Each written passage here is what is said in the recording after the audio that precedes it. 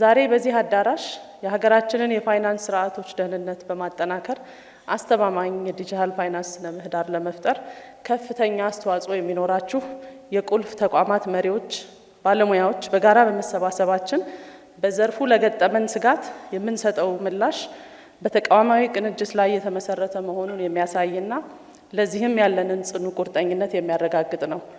በሀገራችን በስፋት እያደገ የመጣው የዲጂታል ፋይናንስ ቴክኖሎጂና የቴሌኮም ኢንዱስትሪ መዘመን በኢኮኖሚያችን ላይ ያመጣው ለውጥ ብቻ ሳይሆን የማህበረሰባችንን የዕለት ተዕለት ግብይት ባህል የቀየረ ፈጣን ሽግግር ነው።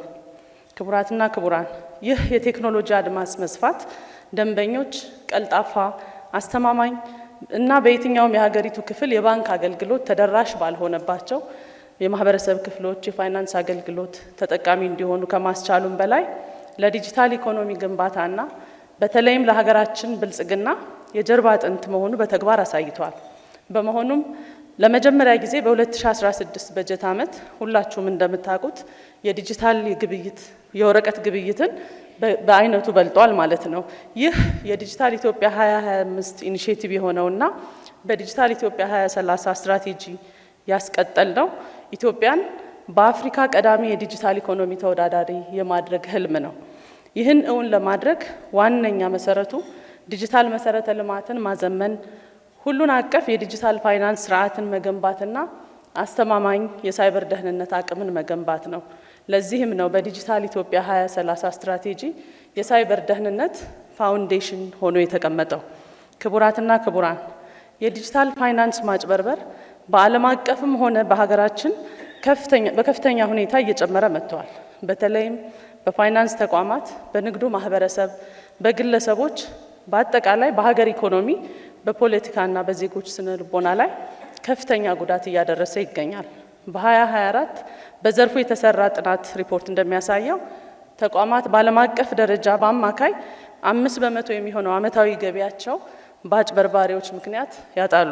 ይህም በየዓመቱ እስከ $5 ትሪሊየን የሚደርስ ዓለም አቀፋዊ ኪሳራን ያስከትላል።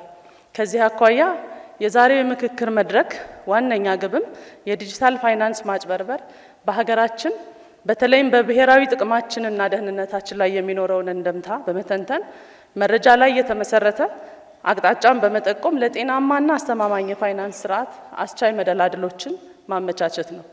ይህንን መነሻ በማድረግም በሚከተሉት አንኳር የመፍትሄ አቅጣጫዎች ላይ የምንመክር ይሆናል።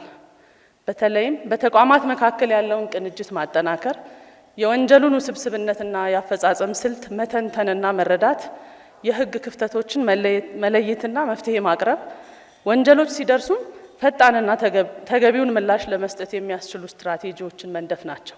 ክቡራትና ክቡራን፣ የፍትህ ተቋማት፣ እዚህ ያላችሁ የጸጥታና የደህንነት አካላት፣ በወንጀል ምርመራ ላይ የተሰማሩ የፌዴራልና የክልል ባለድርሻ አካላት፣ የቴሌኮም ኦፕሬተሮች፣ ባንኮችና የፋይናንስ አገልግሎት ሰጪ ተቋማት እንደ አንድ አካል ሆነው ሲቀናጁ ደህንነቱ የተጠበቀ የፋይናንስ ስርዓት ለመገንባት አዎንታዊ ሚና ይኖራቸዋል። ዛሬ የምናደርገው ውይይትም ይህንኑ ትብብር በይበልጥ የሚያጠናክርና ለወደፊት የጋራ ስትራቴጂዎቻችን መሰረት የሚጥል እንደሚሆን ባለሙሉ ተስፋ ነኝ።